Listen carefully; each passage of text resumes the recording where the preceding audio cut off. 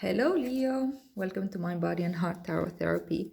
I'm here to do the reading for November 2019. It's a little bit late indeed, Leo. Sorry about that. Life happened. As you can see, I'm moving around a lot. The setting is always different. But yeah, here we are. Let's have this conversation about November, Leo. Because this November is quite intense and quite interesting, I would say. Yeah, we're deep in Scorpio energy by now. We just had a new moon in Scorpio recently, which for many of us was quite intense. And now I think we have a full moon coming, the full moon in Taurus. Let's see, what do we have here? 10 of Cups. I love it. All right. So yeah, we have the new moon in Taurus, the full moon in Taurus coming soon. It's gonna be, I think, a very fertile moon. So stay tuned with it, with the energies. Pay attention to what's happening with you, because I talk to Leo, for example. I talk to the collective Leo. And from that collective is going to be smaller collectives of Leos that actually resonate with this reading, for example, right? And but I'm connecting to the energy of Leo.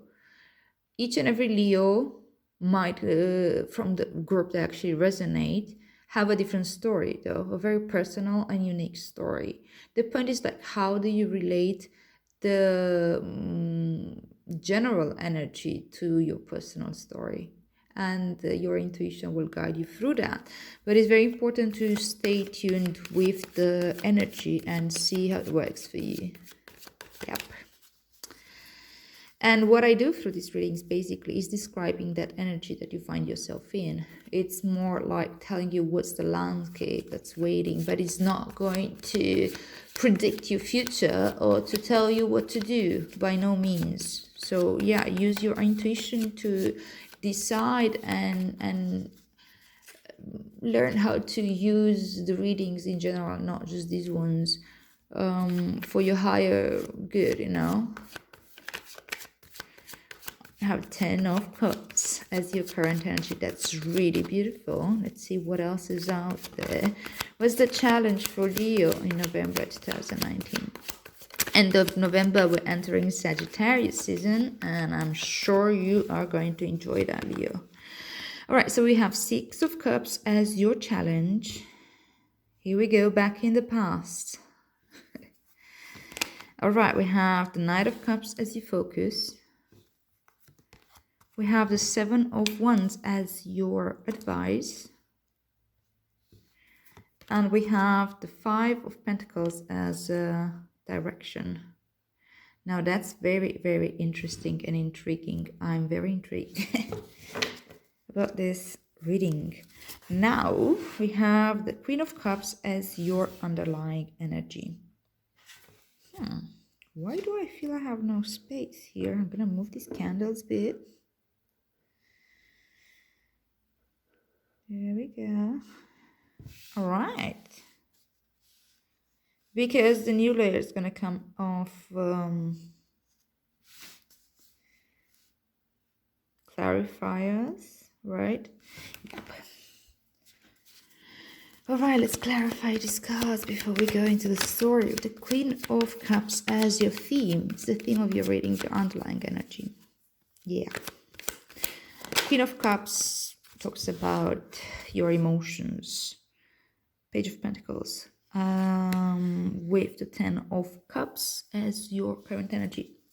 So the Queen of Cups does talk about your emotional well-being. Like, she mastered her emotions, and she mastered also the fact that she takes in other people's emotion, and she's at peace with that. She learned how to manage this, so she can use it for the benefit of all. Like, she has this gift, the Queen of Cups, that she can just simply connect to other people and understand other people and understand their emotion and help them actually walk through their emotions, help them understand their emotions. Therefore, she makes a great counselor, but it drains her. And yeah, the trouble is that she needs space. And if she didn't, but that is not trouble anymore, right? Because she mastered it. But the point is that where most of us make these mistakes, those that find ourselves in the energy of Queen of Cups, where we are really good at taking other people's emotion in, is that we don't realize that we actually need that space afterwards in order to reflect, in order to let go, in order to release, to cleanse, really, to get out of the emotional field of other people so I can sort out my own space and my own emotion. Well, she mastered exactly this. She understands at great depth the boundaries that she needs, and she communicates them in a very wise and gentle way. She's not going to wait until she gets overwhelmed. She takes her space, she takes her time, and she reflects a lot. See that there's a lot of like steel reflective water here. All right, but let's see what that's all about. It's going to be a long reading. All right, so we have Death and the Six of Cups as your challenge. That's challenging. That is challenging. Knight of Cups with Queen of Swords as your focus. All right. Four of Swords with the Seven of Wands as your advice.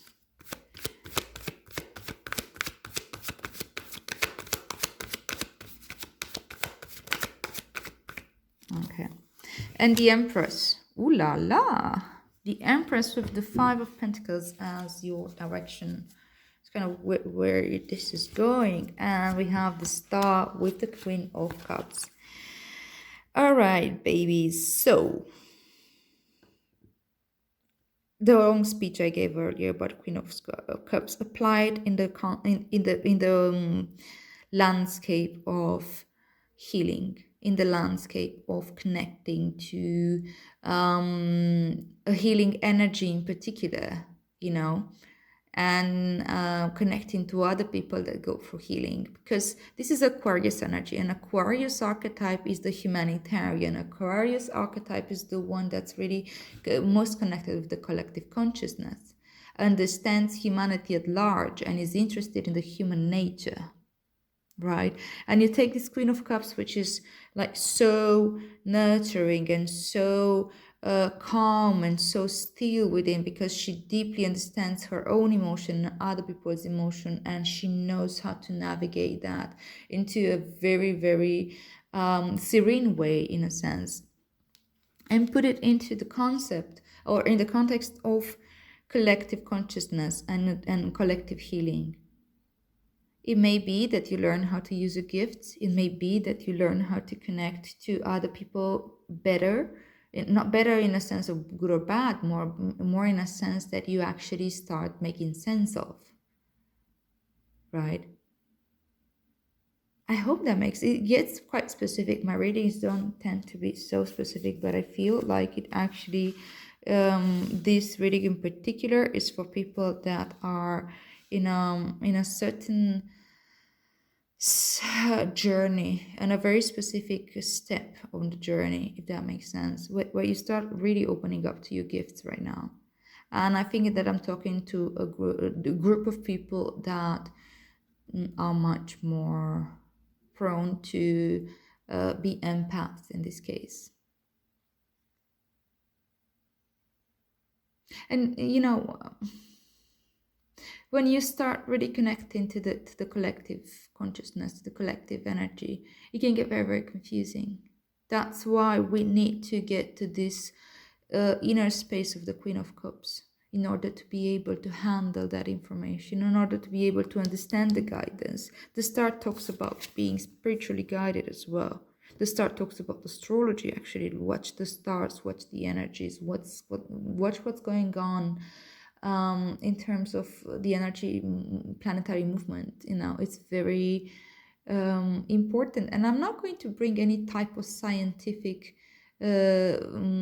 argument to back that up, because that's not the point. If we're having that conversation, we're missing the point. And with Aquarius energy here, it sometimes can rise up. It's that part of our mind that's kind of judges all this, and it's like, okay, am I going mad, or are things really lining up, or so on and so forth, you know? So it might be that part of the journey, which is actually a really beautiful place to be. The Queen of Cups is already master of emotion to a certain degree, quite high degree. So I feel like you're ready, my loves. You are ready. Let's see what you're ready for now. Okay, you're ready to look ready. Because this is your current energy. You feel maybe some type of serenity and joy that comes with really mastery of your emotions, and with this healing. The star comes right after the towel, and many people associate that with a very, very painful moment. It may have been painful during the towel, and it doesn't necessarily need to be the case. Tower also signifies like the grace of God. I'm not comfortable with the word God in the traditional way, but you know, the grace of divinity, which means a type of awakening, because there's something that's being addressed, karmic contract, that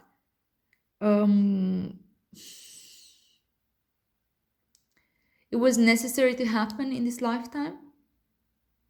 And tower moments usually bring it kind of at the limit, you know. It's like, okay, you're really called to look at this. You're really called here to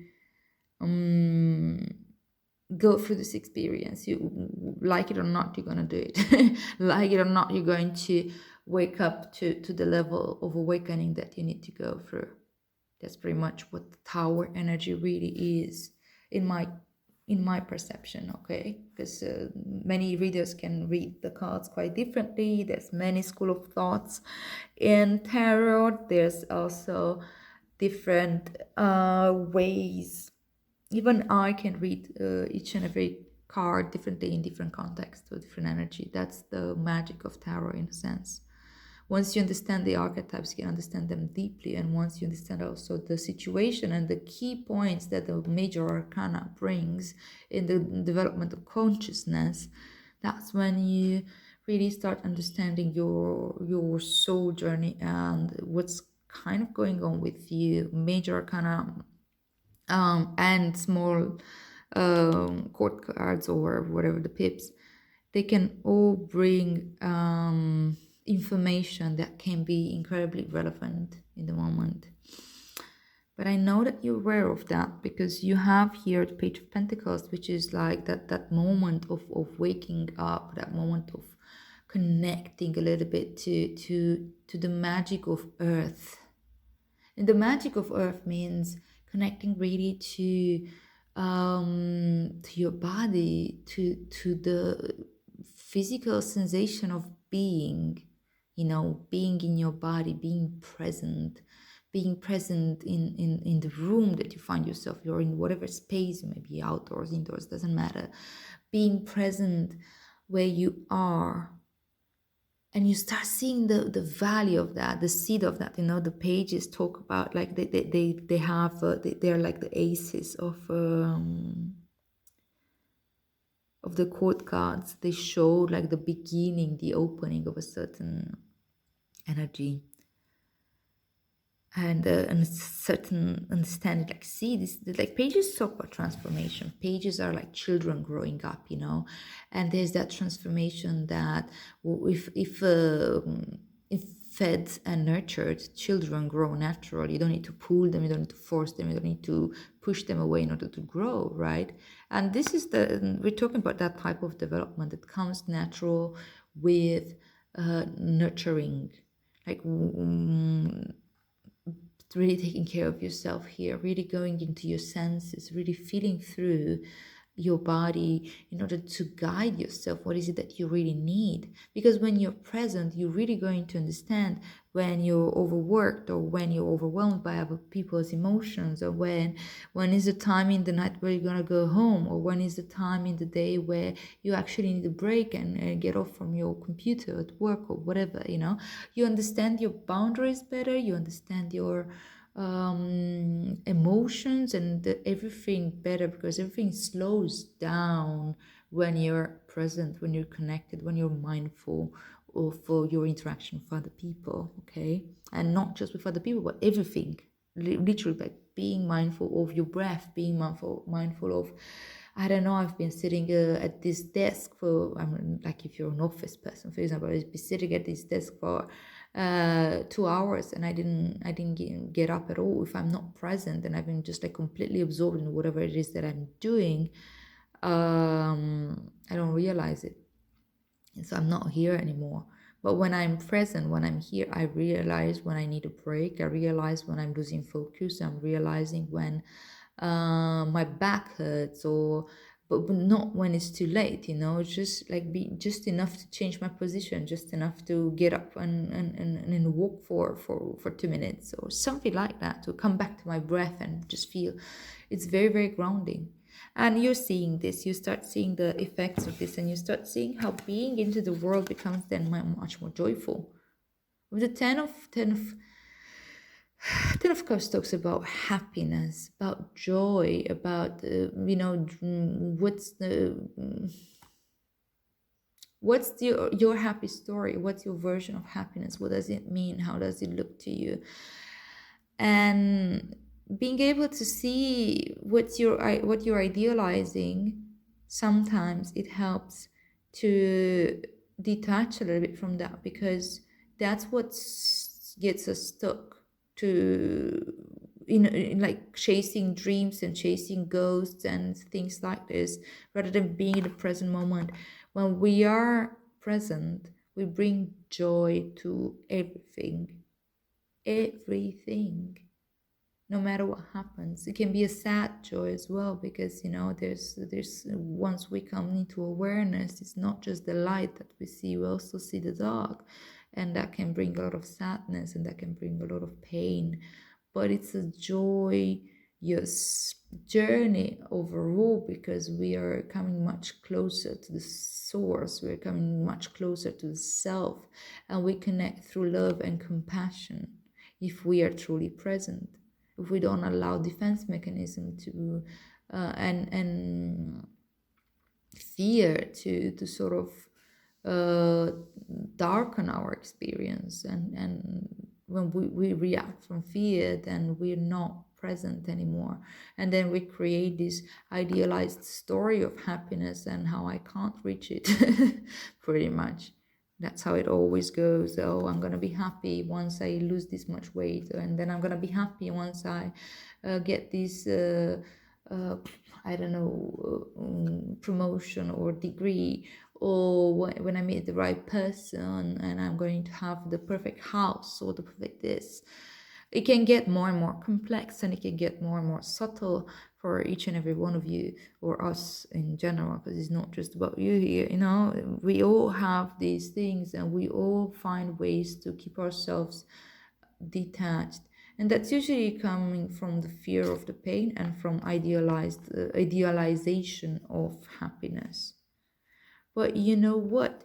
As you're coming into your body with this Page of Pentacles here, as you're waking up to your senses, that's really what it is. And you start seeing the value in this. Look how this kid looks at this pentacle here. It's like, whoa, what I can do with this. It's wonder, it's joy. And I think you're discovering exactly this, how joyful life can be. Even when you're mourning, even when you're in physical pain, even when you're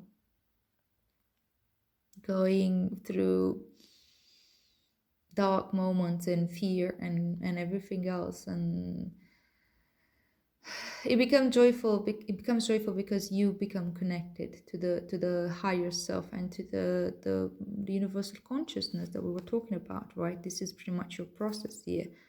you're connecting to the source, you're connecting to the you start understanding you're part of an organism here, and that's why the Page of Pentacles is so important, because you start understanding that you are a cell.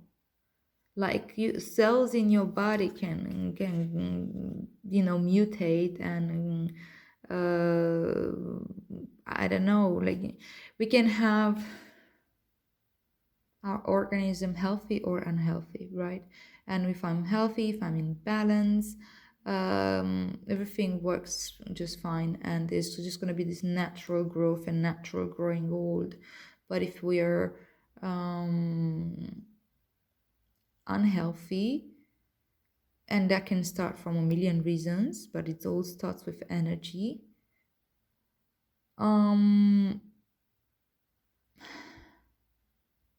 Our body can start like working against us. We can develop autoimmune diseases. We can develop cancer or any kind of mutations in the body that is not a healthy organism. It's fighting itself. And that's pretty much how we are as living beings on this planet, and then not just on this planet, but also into the universe. It's that whole fractal in and out thing, as within, so without. Again, let's not go too much into theory here, and I'm sorry that it gets there. I don't know why I'm keep being pushed there, but maybe it does make sense for someone. As I said, it becomes really, really specific. It's not going to resonate with everybody. It's a deep talk. And it's important for us to understand our model of the universe.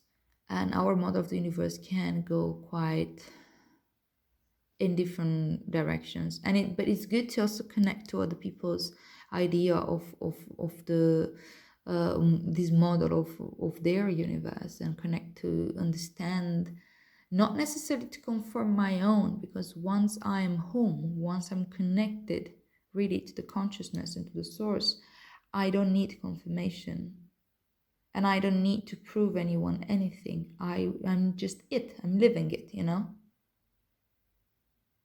But if I feel like I want to prove it to someone else that here I am, I discovered it, whatever, then that shows, it's like that saying, when you meet the Buddha, kill him. That shows that I'm not there, that I'm striving, that I'm trying, that I'm still there. To go back to the analogy with the organism, the point is that organisms work together. Cells need to work together and fulfill their functions in the body in order, and they need to receive the nourishment, and they need to receive the oxygen, and they need to receive the fluids, whatever. I'm not going into biology here. My point is that just think a little bit very, very abstract about it, very conceptual, right? And the same way, we as humanity, we need to balance out our energies. We need to collectively start figuring out our shit, because the state of the world is pretty fucked up.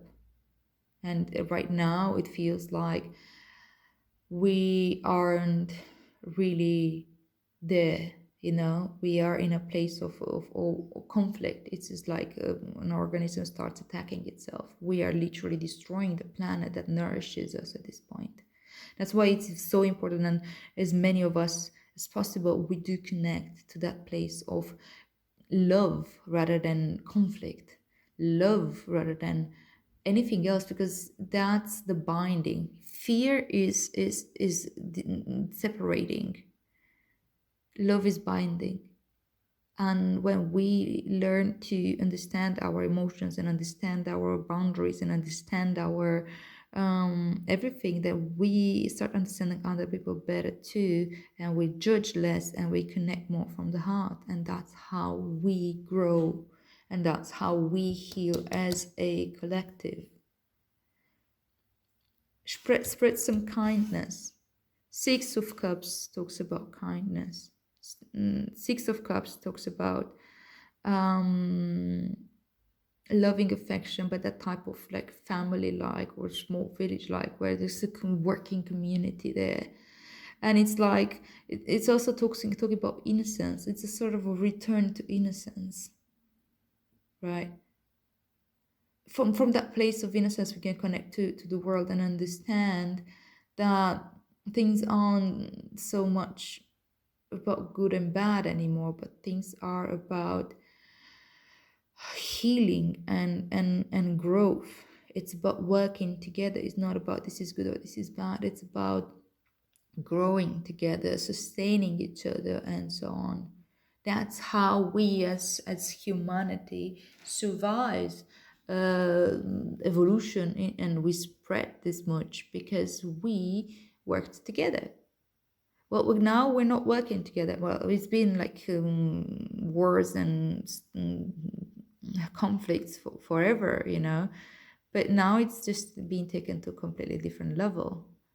We can look at the world state as it is, but you can also look at the energies when they're very much correlated. But look at the intensity of the energies right now with the transits, with the when we entering the Aquarian age, the state, the evolution of consciousness, how much more people reach out to this type of like awakening, spiritual awakening, and connecting to more nurturing energies. We're living tough times. We're living a period of huge transition. And the only way we can survive this as humanity is if we learn to deal with our own shit and help humanity at large to do the same. And that helping can be very different for each and every one. But if we connect to our senses, if we connect with our empathy, that can go very deep, and that can be used as an amazing tool for the benefit of all, not for my own benefit or your benefit or for profit or so on. Abundance is out there for everyone. It really is. But when we're stuck into this stories that we tell ourselves, that there isn't abundance, that there's scarcity, that we need to be afraid that you will take my bread, and if that type of like tribal growth, territorial fights that we need in order to grow, in order to survive, but we don't need them anymore.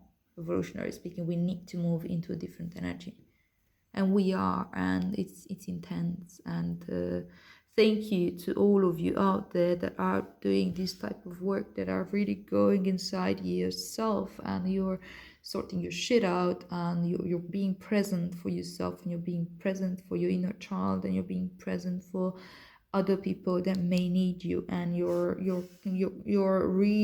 rewriting your narrative here. It's called neuroplasticity. You remodel your brain, you evolve. And that's transformation, that's death. And this transformation is hard, it's never easy. This is your challenge position right now. So maybe it's a little bit difficult to come back to that place of innocence and really let go of the dual thinking of good or bad all the time, or scarcity versus rich poor. When we're thinking that type of dualities, that's when we get really, really stuck, because they're real and at the same time they're not real. But this is it. This is transformation. This is something that you're really struggling with to let go of. But it's okay. The point is to let go of the struggle. No matter where you at, like you don't need to strive to be in somewhere else where you are right now. Exactly who you are and exactly where you are right now is where you need to be. The moment you stop struggling and you stop resisting and you're being present in the moment with that, that's when you understand, that's when you feel, that's when you know where you need to go. and you're also connecting to the collective consciousness and to your deeper inner wisdom, and you understand also why you need to have that experience. What is it that you're healing, what pattern? So yes, it is a little bit challenging for you to get there, but there's your focus. The focus is the Knight of Cups and the Queen of Swords. Being able to still have an open heart and still be innocent, you have the Six of Cups, you return to innocence, and then you open your heart, you connect to the basic goodness within ourselves and within humanity at large, and you enact this inner peace first, and then you're able to connect to our outer peace. But you go through transformation, and your focus is having an open heart, and also able to communicate clearly and keep your own boundaries in place. Queen of Swords talks deeply about boundaries and about understanding what is it that you really need, what is it that you don't need, and what is it that and being able to really communicate clearly, the Queen of Swords, she's a combination of like air energy because it's fire, but it's also water energy because it's a queen. The queens are like their drive is their heart. They're the nurturer for the whole suit. And the Queen of Swords is the one nursing ideas, nursing the mind, really being able to hold space in that sense, and she needs her own boundaries.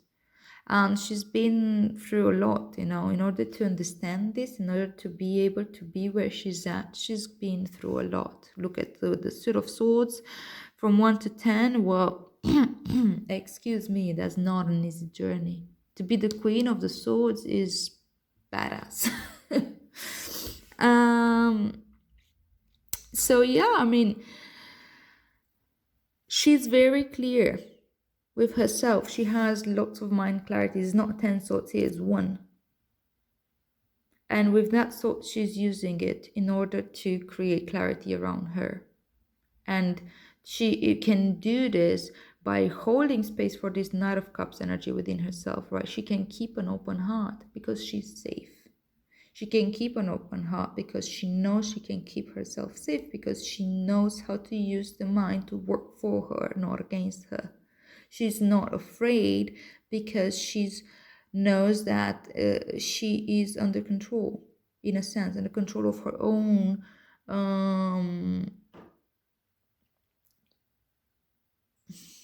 she's in the driving seat. Having one sword, one only, means clarity. It's like the Ace of Swords and the Judgment and all the cards that have like one sword. It means like really, right? So there's not too many thoughts in there to take her astray. That's why she knows how to use the energy. She knows how to use her mind. She knows how to use communication as a tool. She detects at the very first I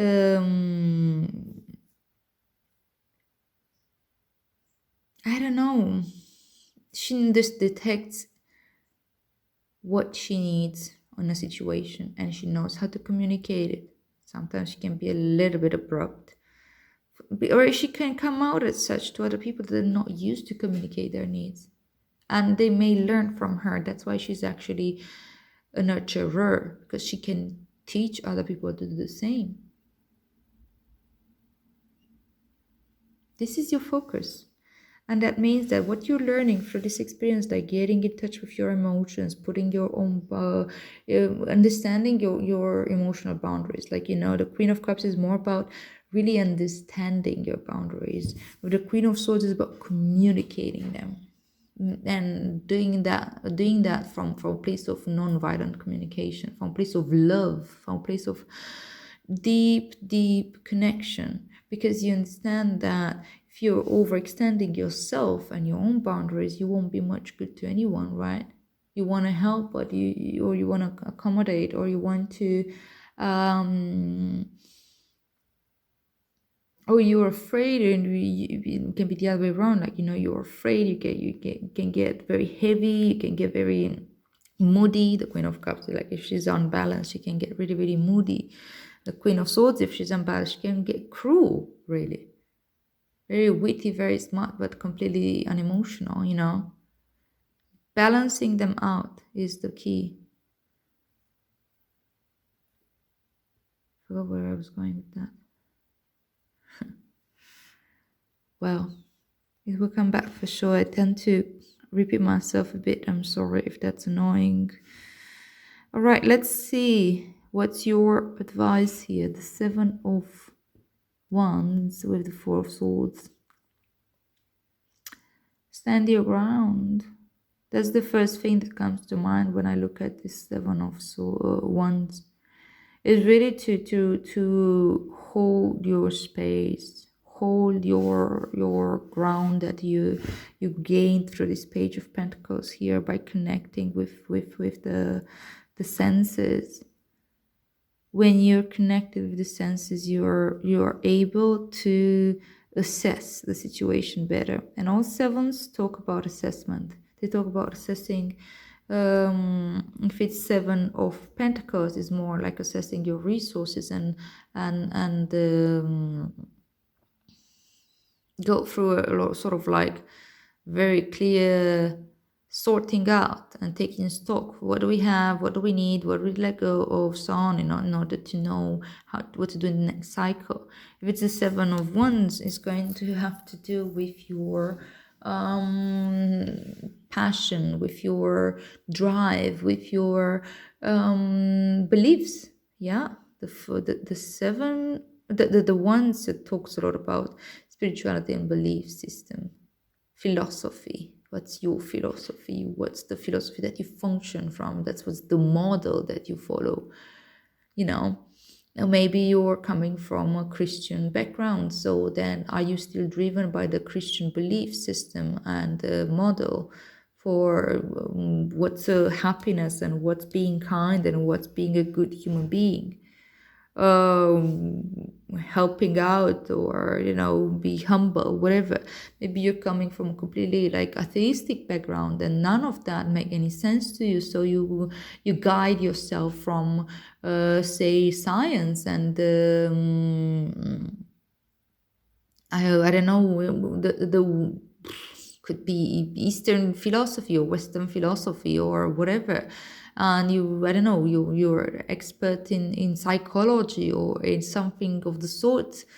You can connect to the world from a sociological perspective, or from a phenomenological perspective, or from a you have your stand, your belief system.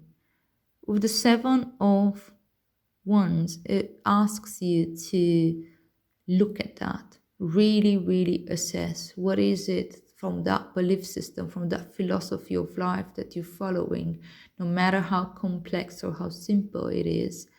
Just give it a look, feel through, check it out, and see what's worth keeping and what's not really serving you anymore. And you're the one deciding here. With the 4 of Swords is advice as well. It's about clearing your mind and like giving your mind a break here. Do not involve your mind in this process. The assessment should not come from your typical worldly beliefs of the rational mind. It should come really from your heart, really checking in at a soul level, really checking in at that. Not trying to look for excuses, not trying to justify, not trying to judge anything, just a pure assessment. Where am I at? What's my belief system? What's holding me back here? Okay, maybe I still hold beliefs of the kind that I'm not good enough for this or not good enough for that, or I'm really I really suck at this, or I really everything that's reducing you to something and holding you back is not a belief worth keeping. Or it doesn't matter, like it can be there, but you don't need to define yourself through that. That's my point. It doesn't need to you don't need to operate from that space. You don't need to operate from that belief. You can observe it, you can see it, but don't take it as yours.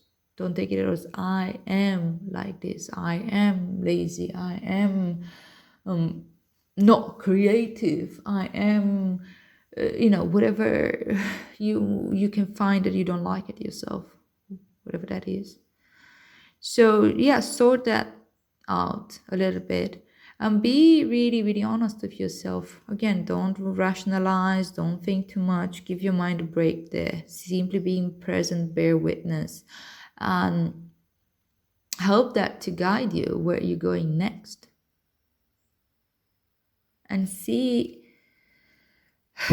I think that what you're going to have to open up to and really stand your ground and connect to the beliefs that do empower you and help you is the way you connect to the outside world. If you come from this place of the Five of Pentacles, which is like very feeling like you don't belong, feeling like you're an alien, feeling like an outcast, feeling like you're a reject, some type of failure, some type of like not we're not welcome here, left out in the cold. If this is how the space that you connect to the world from, if you identify with this energy,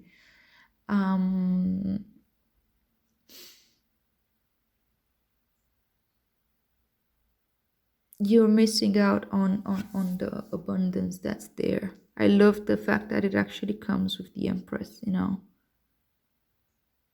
I'm not here to put ideas in your mind. I'm here just to give you the advice to look at this right now. See where you feel isolated. See how you can connect with that part of yourself. See if you can connect with the part of you that literally feels abandoned and rejected. Because when we feel rejected from the outside world, it's because we internalized somehow deeply the belief that we are not worthy. And maybe somebody in our past rejected us, and that really, really hurt us. Your inner child feels rejected at this point. And the problem is that when we internalize this type of beliefs that we're not good enough, that we are unworthy of connection, of love, of care, of whatever, we do so because that's what we are led to believe when we are 5. And funny that it just came with the card 5 as well. When I'm the age of 5, for example, and I see that my parents aren't available to me the way I need them to be, or my caretakers, or my siblings, or anyone who's like my close family, in that period, if I can't have the type of nurturing that I need, I perceive it as rejection. And in order, when a child, sorry, that's a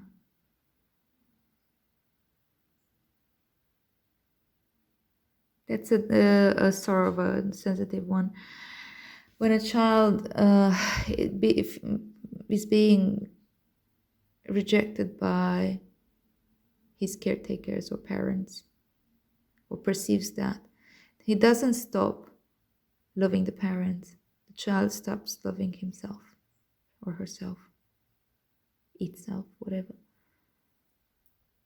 Because we believe the parents, they're the authority. They give us all the tools. We are like we're born so helpless. We don't have any control. We're literally being fed up from like we're not like deer babies that they get born after 5 minutes they can stand and run around and eat grass or whatever. No, we are very, very dependent of our caretakers to be nurtured, to be cared for, and we learn everything from there. And when we feel rejected, then we somehow believe that we are rejectable, that the people that are like most important in my life and that were supposed to care for me at my 5-year age mind, that so the mind of a 5-year-old will turn out of like, I'm not good enough. And it doesn't make any sense to a rational mind, but it's there, you know. This is what brings out scarcity, actually, because I somehow get into my own way again and again and again. And you know what? Like, this is not about fault. It's not about that you are doing this to yourself consciously or so on. It is nothing of the sort. It can be collective. It can be cultural. It can be like a large mass of people and collective. Again, we're talking a lot about like collective consciousness here, and we're talking a lot about humanity at large as the human condition, really. And we do that to ourselves because we are stuck in isolation and conflict, yeah. And we do not understand that we can use our resources, that once we connect from that place of love, when we connect from that place of pure awareness, that actually is basic goodness and compassion, because that's actually what the Buddhists say, that there's at the core, everything there is compassion and basic goodness. You know, not only to take now for granted what the Buddhists say, but it is give it a thought. You know, it's food for it's something that you can consider and feel your way through. There's so much abundance, and I think you're going to get to see that. You're going to get to sort of like really work with these two very, very opposite energies. The Empress talks all about creativity, empowerment, nurturing, and so on. And the Five of Pentacles talks all about scarcity and separation and abandonment and yeah, self-pity and these people are very unfortunate and they're going through something terrible here. But there's help available. See, there's a church here. Scarcity is an illusion. They need to open their perspective. There's help available, and they could like go inside a church and warm up and food, sanctuary, that type of thing. Let's not go into religion now. It's just about the symbolism of it, you know. But they don't see it because they're so stuck into that energy of like feeling separate and isolated and abandoned and sorry and suffering. It's a trance. It's the trance of fear, the trance of loneliness, the trance of isolation. And we forget how that we are actually connected. We are a cell in this organism. And once we remember that and we connect to it by quieting the mind and connecting really to the body and understanding the emotions and learning my boundaries and allow transformation in and all that thing, standing for the beliefs that are serving me and empowering myself.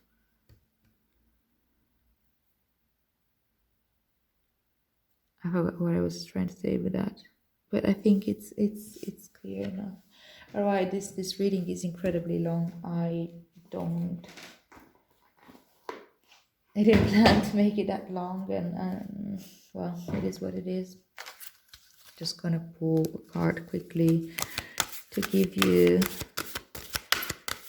like a deeper understanding, some wisdom of the heart from the Rumi Oracle. Okay, here's this one. The impossible made possible. What this came up for someone else? I don't remember whom though. It's definitely like very potent energy out there. Also, we have the full moon in Taurus. The Empress is Taurus energy, and the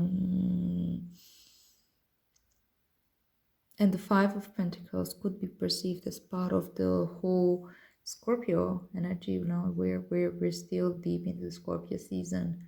That can bring up themes like betrayal and abandonment and fear and loss and transformation, death, life, and deep transformation. So hang in there, my dear. This is great work that you're doing there. It's very deep. Navigate it wisely with a lot of safe self-care, and do reach out to the people around you from a place of grounded awareness. Use your mind. Do not let the mind use you. Use your emotions. Do not get overwhelmed by emotions. That's your journey right now. That's your lesson, and it's the impossible made possible. You're getting out the other way. This star here is really working for you. You're healing, baby. All right, Leo, that's great. Well, hang in there, and I'll see you here soon. And yeah, if you resonate with this reading, please like, share, and subscribe. Thank you so much for that. Enjoy November.